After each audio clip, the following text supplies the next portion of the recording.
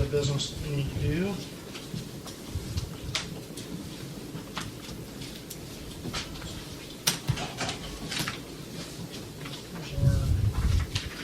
Somewhere. What are you looking for? Right there. There it is. We have Daniel McBain from McBain Insurance providing the property and liability coverage for the village. Our upcoming renewal is in August, I believe. Yep, end of the month. End of Good to go? Good to go. All right. Thank you, Council and Mayor. As Mayor said, I'm Dan McBain from McBain Insurance. Just as a reminder, our agency has been privileged to service the property and casualty for many years, long time before myself. We're an independent agency, and our job is to keep you in what we believe is the broadest coverage for the best price. And so we have several municipal markets. We continue to believe that the best place for you is the public entity pool, as with many of our municipalities.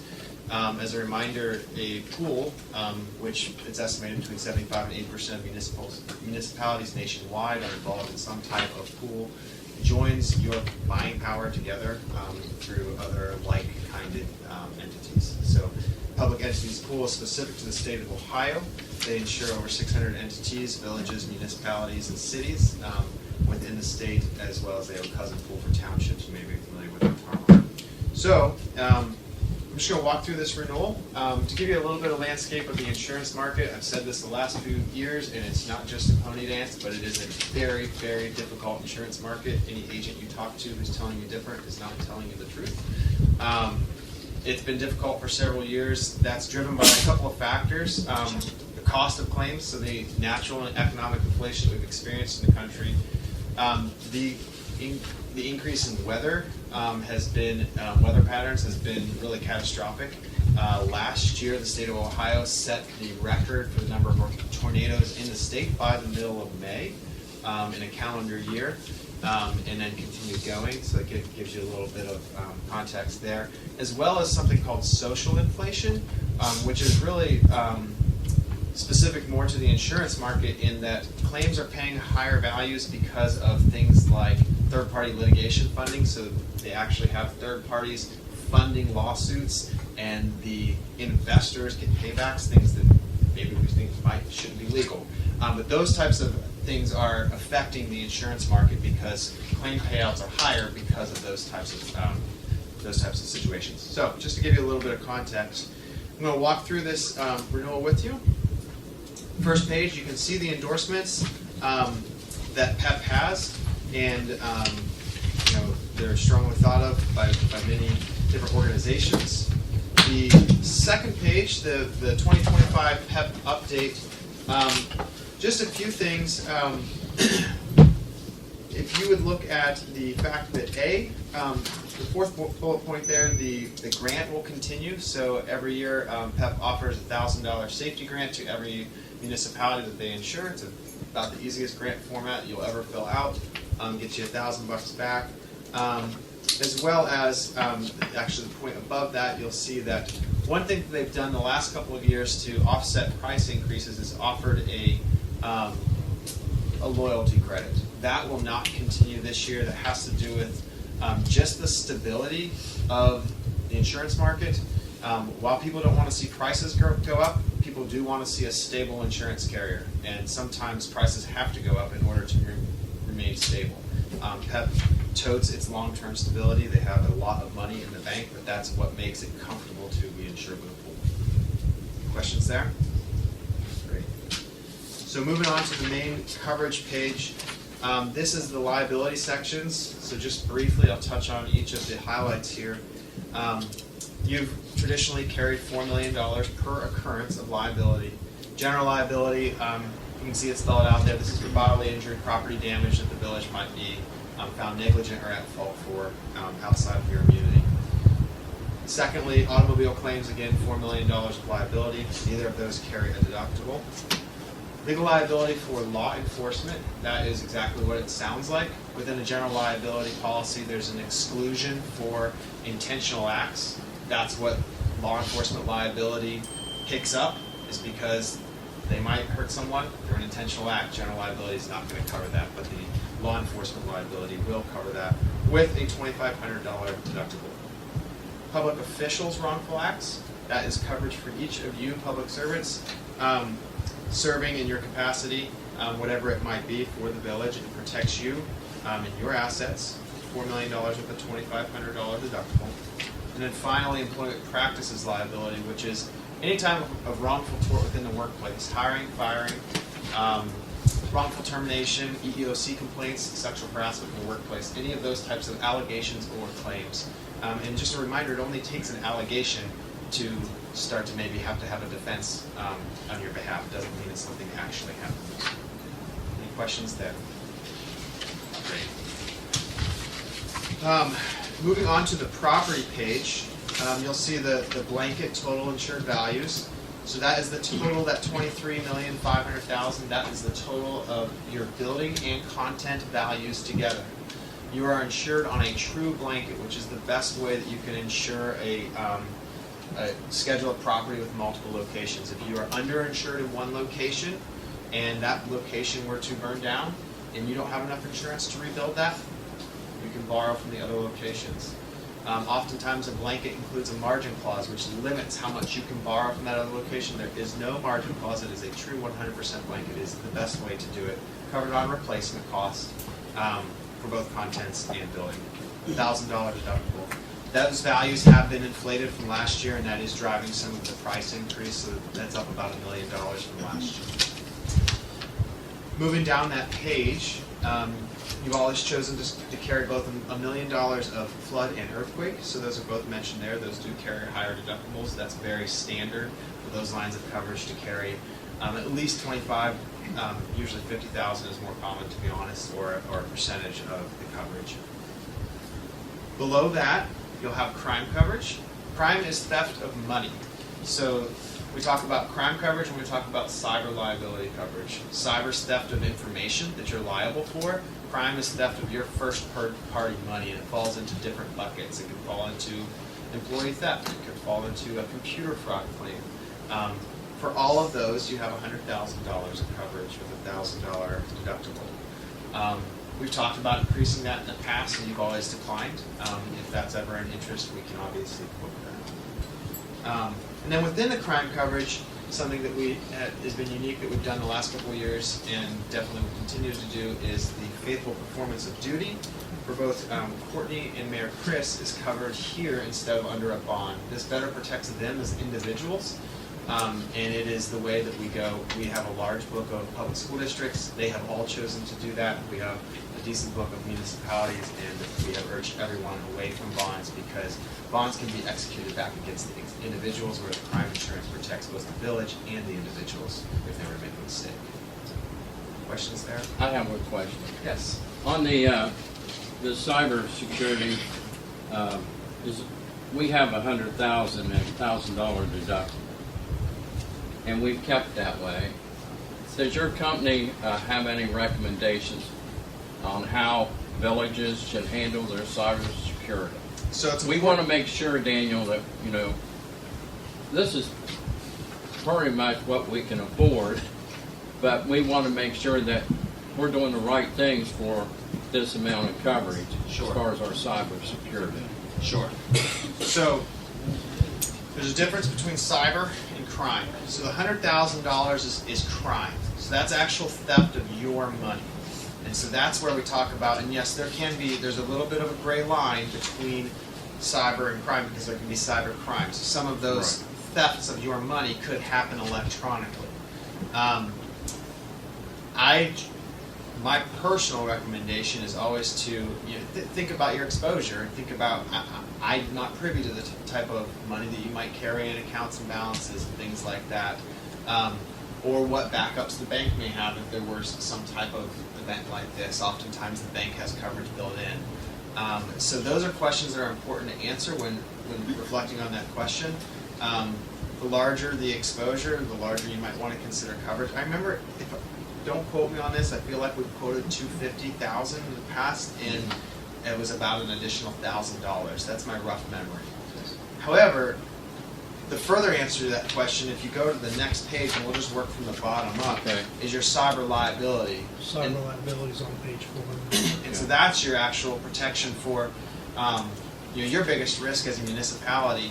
Cyber liability is very expensive for municipalities, especially of your size, because you have a decent amount of taxpayer information and usually not very many, if any, staff members working IT.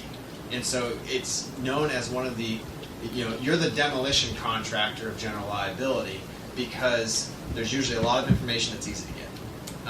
And so what PEP provides is very good. It's $1 million of coverage. It's a $10,000 deductible. Cyber deductibles are always high. That's probably the lowest you're going to see as a municipality.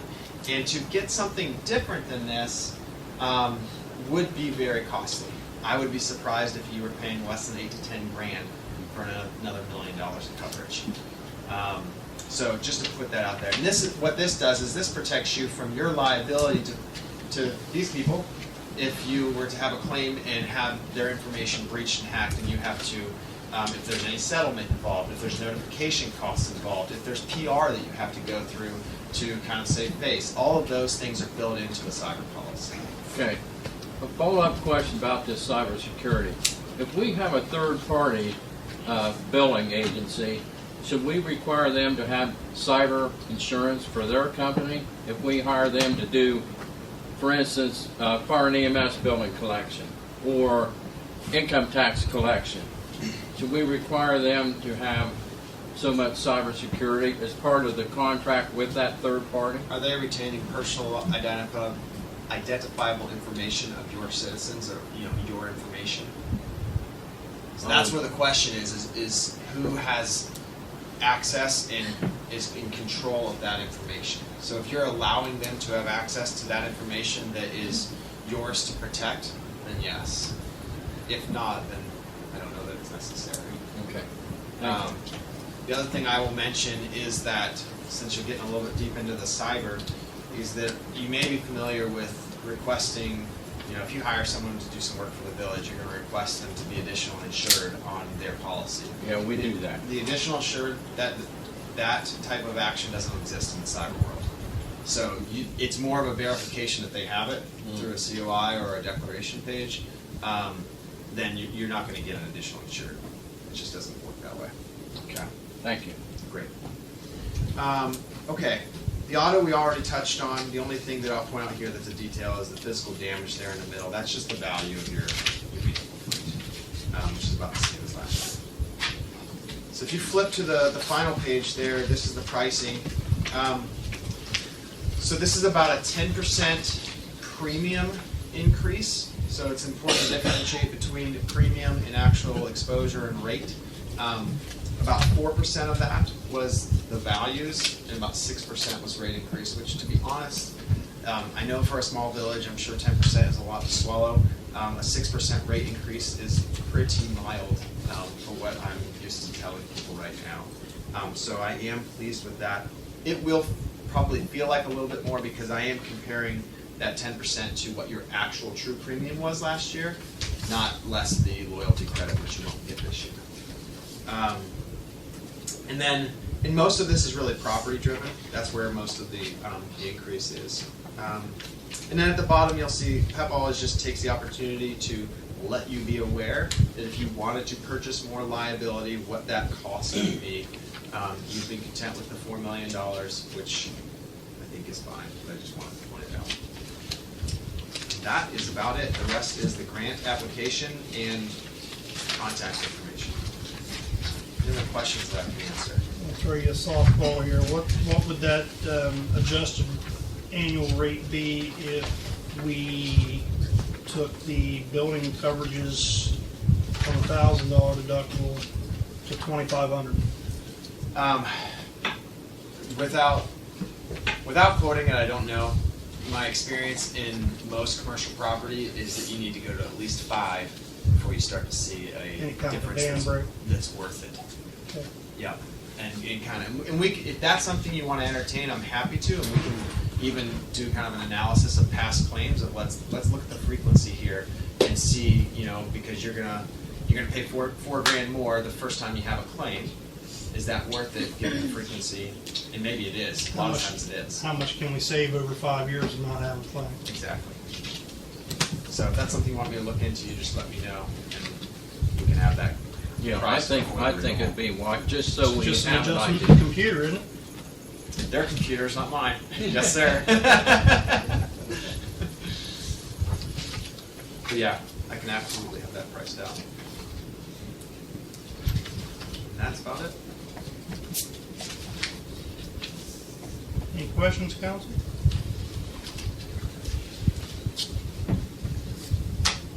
Great. Thank you. Thank you.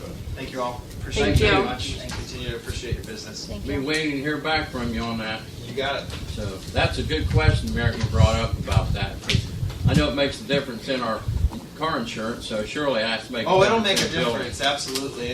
And more and more, I will tell you this, more and more commercial entities are doing this. I have a decent-sized university that we insure that they traditionally have always had a $10,000 deductible. We looked at it this year, and they raised it to 50, just because looking at the frequency, it just didn't make sense anymore.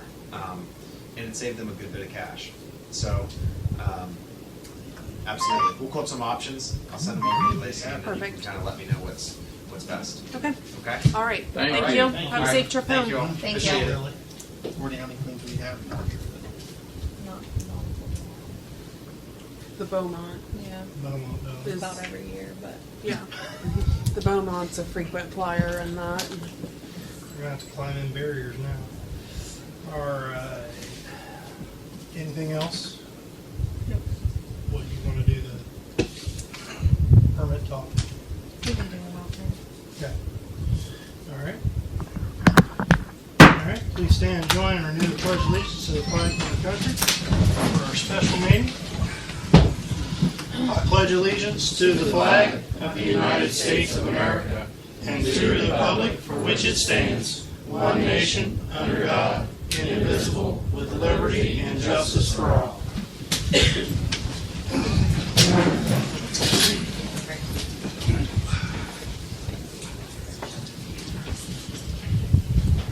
Roll call. Mr. Hampton. Here. Mr. Locke. Yeah. Mr. Loomis. Here. Mr. Redfern. Here, Miss Smith. Here.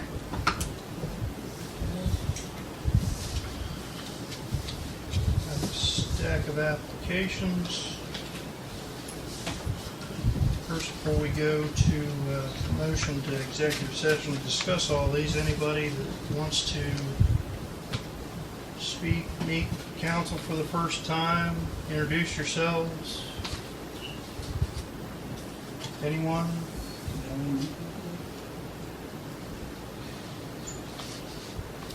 No? No takers? Well, we know you, that's Sean. We know you. So I am. My name's Brandon. I applied back on the fire department. My kids are older. I think I'll have time to make runs now. So good. And new people. I like working with them fast. So it's been a while. So It's been a minute. we're all all right. Come on. I'm Kenny Wood Jr. Just recently got out of rehab, trying to change my life around. Got to sit on to be a part of the village. I'd be happy to further some of my community help and join the fire department. And I think we can take that into consideration. I live in town. Already help out as much as I can on the village side, so if you'd be a part of the fire department helping on that side too, it'd be great. Thank you. Okay.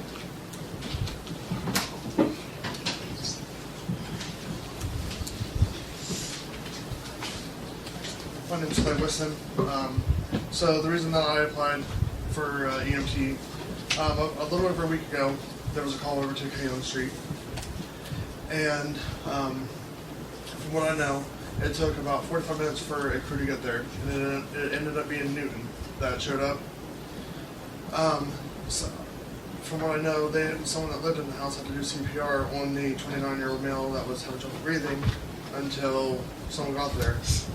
And the fact that it took him almost an hour to get there made me want to apply so I can make a difference for Crooksville. thank you.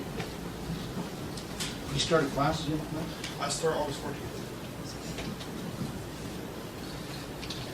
For a couple of them, Mayor, they're either at work or can't be here, but I know with Zach's, keep in mind that he brought in over $100,000 in free money last year for Roseville, and he wants to come here and do the same thing. So.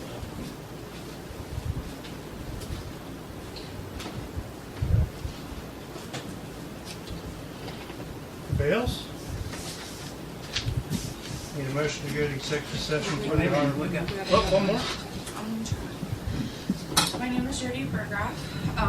I have been in the medical field since I was 18. I currently just turned 31. Last year in April, I got kicked by a patient. I've been dealing with a lot of health issues. So not only being in the medical field did I learn a lot of medical knowledge, but on top of medical stuff that I've learned, it's nice to know that there's other people out there that's dealing with the same things that I am. So I feel like with some of that being said, I feel like I can contribute to what I'm dealing with. Also, I just recently moved here from Asheville. This is originally my hometown, and I would love to be able to serve for the fire department. What'd you say your name was again?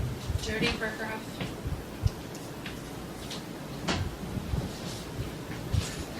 The hearts in my ass. Hi, I'm Kristen. I just got off work and I didn't expect to be here, or I would have been a lot more presentable. I've been working in healthcare since 2014, and I just really want to try to make a difference, and I thought this would be a good way to happen. Thank you.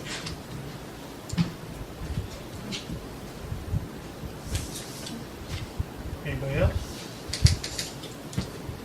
A motion to go to executive session for the Ohio Revised Code 121.22G1 personnel. Roll call. Mr. Hampton. Yes. Mr. Locke. Mr. Loomis. Yes. Mr. Redfern. Yes. Ms. Smith. Yeah, we're good.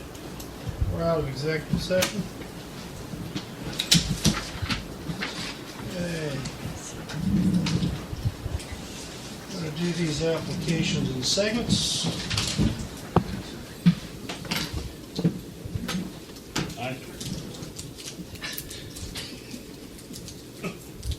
Cole?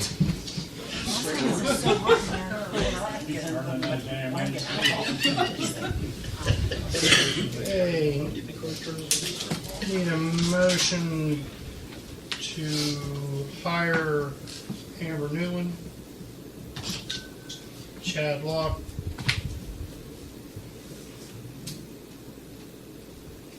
Lynn Dalrymple,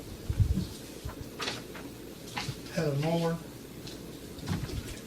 Stephen Skeens, Michael Bell, Michaela Kowalski, and Zach Kaler as part-time EMS and fire. So moved. Second.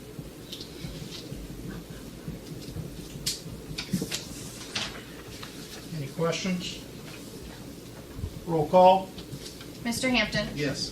Mr. Locke. Yes. Mr. Loomis. Yes. Mr. Redfern. Yes. Ms. Smith. Yes.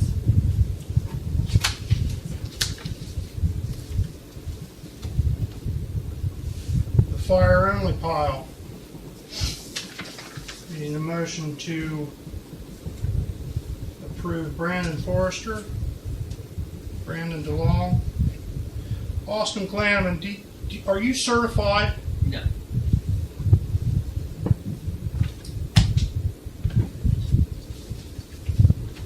Meant to ask that first.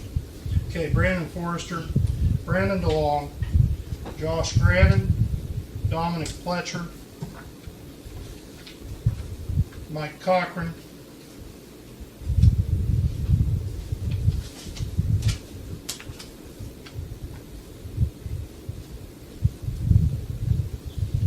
to the fire only side. Roll call. Mr. Hampton. Yes. Mr. Locke. Yes. Mr. Loomis. Yes. Mr. Redfern. Yes. Ms. Smith. Yes. For the record, anybody that man wants to hire and that man wants to hire, I'm a yes vote. So, Nash, you've got fire down and you're starting the EMT school August 14th, but your address is 35 Kensington Avenue in Zanesville. Is that correct? Yes.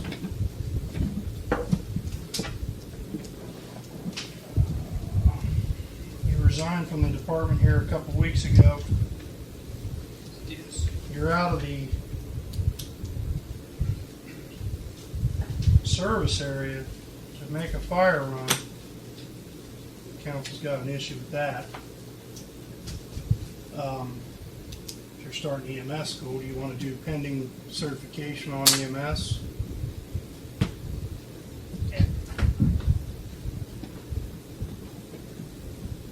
Pending certification. Pending certification? Motion on that, second. Roll call? Mr. Hampton, Yes. Mr. Locke, Yes. Mr. Loomis, Yes. Mr. Redfern. Yes. Ms. Smith. Yes.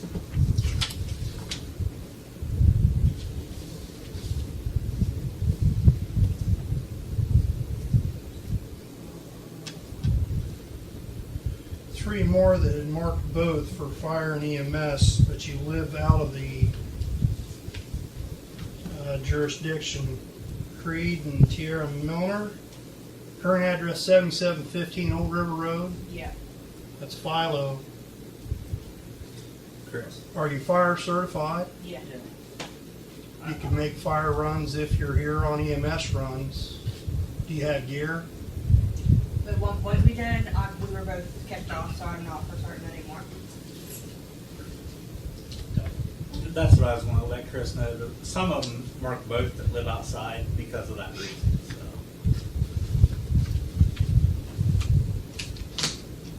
So. Before we were kicked off, we were on the fire department, because we did event, we at one point lived in Bringer. Yeah, you lived over on Keystone Street, correct? Yep.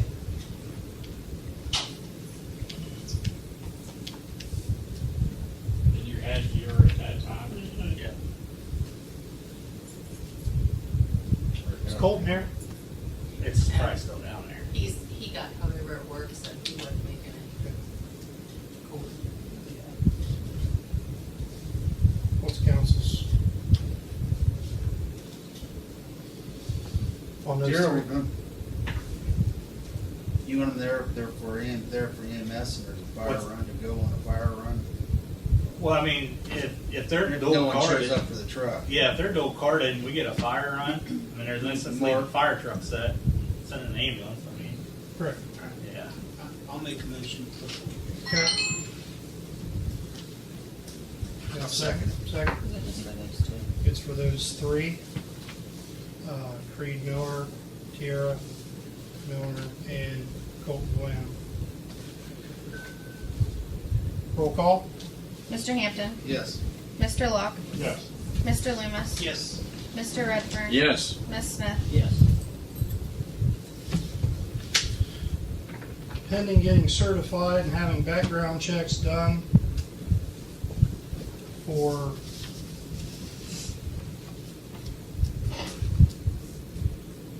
fire only is Austin Glanman. That it? That's all I can see. Wait, hold on, maybe. Hold on. Our posted that file was not totally correct.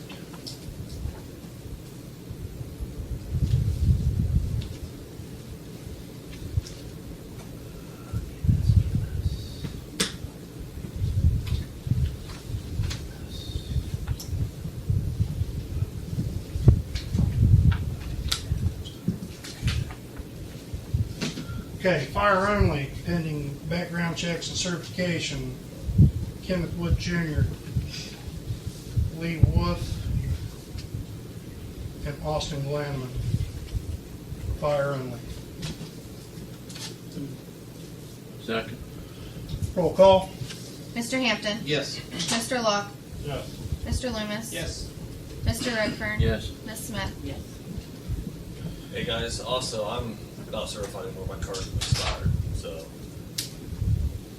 I gotta go back to the 36-hour school. And now you're back in the pending certification pile.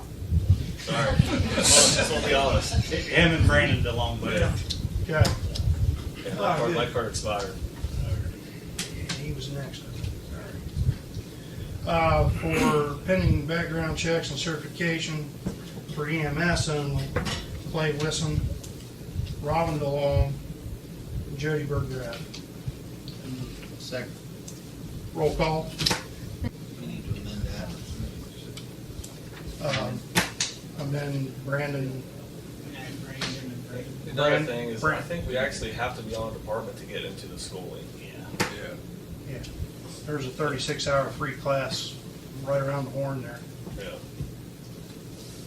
Oh,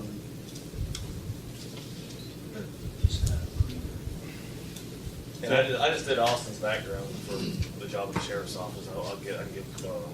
Okay.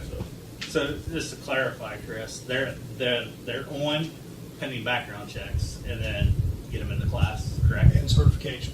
Yeah, that's what I mean, the class. Yes. So, yeah. Okay.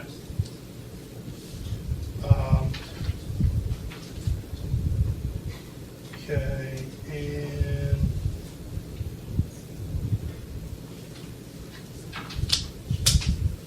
three more for pending verifications and certifications for both fire and EMS. Kristen Culp, Stephanie Durkis, and Anissa Egan. Second. Roll call. Mr. Hampton, Yes. Mr. Locke, Yes. Mr. Loomis, Yes. Mr. Redfern. Yes. Ms. Smith. Yes.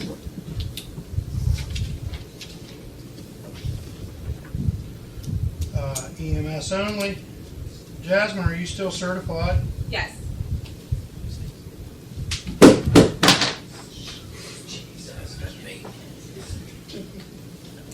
EMS only certified Jasmine White. You gotta, you have to redo a background check or with their, Have you done a background check, Jasmine? Do have one through Checker, if you know what that is. Like, I signed up for Amazon Flex and they did my background, so I do have that. If not, I can go get the actual ECI done. yours. So I got the checker one on my phone, but I couldn't print it off. So, but that's why I told her a little bit ago, probably be BCI, BCI. Yeah. Yep. which the checker one was okay. Make so the the motion. BCI one was Pending good. background check. Okay. Pending background check, BCI. Roll call. Mr. Hampton, Yes. Mr. Locke, Yes. Mr. Loomis, Yes. Mr. Redfern. Yes. Ms. Smith. Okay. Is everybody there? Hey, can I bring up something with on Nash's? I see what you're saying about the distance, but he was down here, like he would just come and hang out, and he made, if you go back to the runs, he made quite a bit of runs, so something to kind of think about maybe for next meeting or something. Well, he falls in the same category as a couple of the other ones that we're talking about. Well, his is his distance. Yeah. Because he's already certified on the fire. It's 10 So- miles away. Yeah. Just something to think about for the next meeting, kind of brainstorm. 'Cause he did do a lot of runs for us. Anything else? Need a motion to adjourn. Wait, Wait. we have the unofficial, oh, This is Okay. so special. We have to be I out take of that special back. meeting. don't wait, just approve it. Sorry, guys. Second. Roll call. Mr. Hampton, Yes. Mr. Locke, Yes. Mr. Loomis, Yes. Mr. Redfern. Yes. Ms. Smith. Okay. Now, Now. sorry, I'd like the unofficial approval for a demo permit at 18 and 18 and a half North Buckeye. We wanted to get it on last week. They were missing some of the documentation we needed. They're looking to get this done pretty quickly, so, the documents should all be there. The guys have signed off on it. It Yes. is 18 and 18 and a half North Buckeye Street. It's the duplex. The next door neighbor at 20 North Buckeye Street bought it and is going to have a demoed copy of the deeds in. It looks like the utilities have been checked and signed off on. The temporary disconnect on the water and sewer has been advised on the proper steps to go through it. So, is there anything else that's due? I don't believe so. Make a motion, we approve it. Can't make, All the paperwork's there. you can't make the Warren motion. Workshop. Oh, that's right. You're just trying to The unofficial. getting a week ahead of the game. Okay. I'll have it on next week. I'm okay with it. I don't. Thank God. I have one thing I want everybody to understand about the fire and EMS levies. There's been some confusion on what's going on. We did check into it today, and there's several steps you must understand that we have to go through to have a levy passed. Okay? And that is, first, you have to have a first resolution, it's called, where the township trustees or the village has to agree that there's a need, let's say. The next thing we have to request from the auditor is what millage we feel that we need to bring in to add on to the tax due.